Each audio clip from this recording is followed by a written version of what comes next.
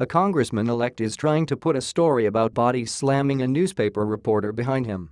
Greg Johnford has apologized in a letter to the GUARDIA and APOS Ben Jacobs, saying Jacobs was just "doing his job" in asking a legitimate question when Johnford knocked him down. On the eve of a May 25 special election for the House in Montana, Johnford was about to do a television interview when Jacobs asked a question about congressional REPUBLICA and APOS healthcare plan. When as captured in an audio recording, Johnford physically attacked him. Jacobs is heard on the recording saying the candidate had body slammed him and broken his glasses. A spokesman for Johnford issued a statement saying Jacobs, brandishing the cell phone, interrupted an interview and badgered the candidate with questions, and that Johnford reacted by attempting to grab the phone that was pushed in his face. Jacobs grabbed Greg and APOS' wrist and spun away from Greg, pushing them both to the ground. Johnford's spokesman Shane Scanlon said. It and APOS unfortunate that this aggressive behavior from a liberal journalist created the scene at our campaign volunteer BBQ.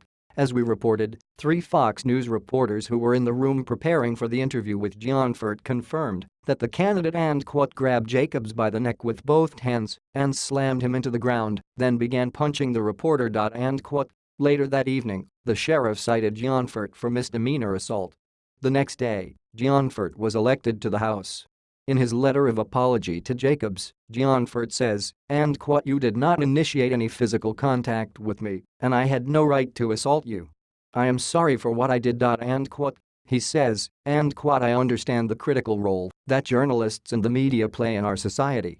I acknowledge that the media have an obligation to seek information." Johnford says, in the hope that some good can come of these events, I am making a $50,000 contribution to the committee to protect journalists. I have accepted Mr. GIANFORTE and APOS' apology and his willingness to take responsibility for his actions and statements. I hope the constructive resolution of this incident reinforces for all the importance of respecting the freedom of the press and the First Amendment and encourages more civil and thoughtful discourse in our country."